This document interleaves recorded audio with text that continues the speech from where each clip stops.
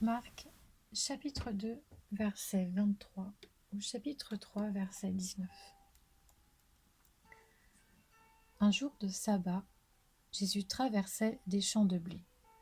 Tout en marchant, ses disciples se mirent à arracher des épis. Les pharisiens lui dirent : « Regarde, pourquoi font-ils ce qui n'est pas permis pendant le sabbat ?» Jésus leur répondit : « N'avez-vous jamais lu ce qu'a fait David lorsqu'il a été dans le besoin et qu'il a eu faim, lui et ses compagnons ? Il est entré dans la maison de Dieu, à l'époque du grand prêtre Abiatar, à manger les pains consacrés qui n'est permis qu'aux prêtres de manger, et en a même donné à ses compagnons. Puis il leur dit : le sabbat a été fait pour l'homme, et non l'homme pour le sabbat, de sorte que le Fils de l'homme est le Seigneur même du sabbat. Marc, chapitre 3. Jésus entra de nouveau dans la synagogue. Il s'y trouvait un homme qui avait la main paralysée. Ils observaient Jésus pour voir s'il le guérirait le jour du sabbat.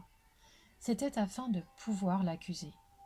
Jésus dit à l'homme qui avait la main paralysée : « Lève-toi, là, au milieu. » Puis il leur dit : « Est-il permis le jour du sabbat de faire du bien ou de faire du mal, de sauver une personne ou de la tuer ?» Mais ils gardèrent le silence. Alors il promena sur eux un regard de colère, et peiné de l'endurcissement de leur cœur, il dit à l'homme : « Tends ta main. » Il la tendit, et sa main fut guérie.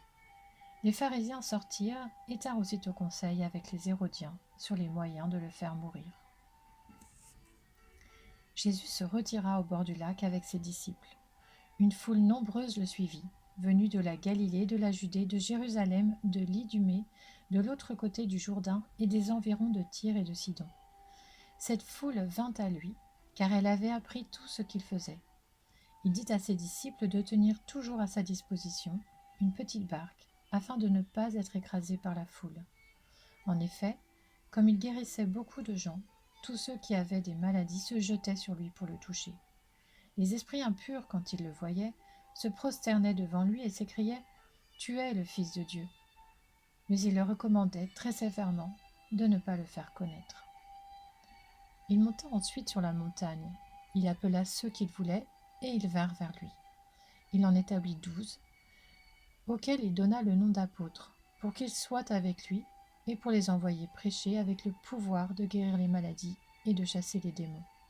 Voici les 12 qu'il établit : Simon, qu'il appela Pierre, Jacques, fils de Zébédée, et Jean, frère de Jacques, auquel il donna le nom de Boanerges, qui signifie fils du tonnerre, André, Philippe, Barthélemy, Matthieu, Thomas, Jacques, fils d'Alphée, Thaddée, Simon le Cananite, et Judas l'Iscariote, celui qui trahit Jésus.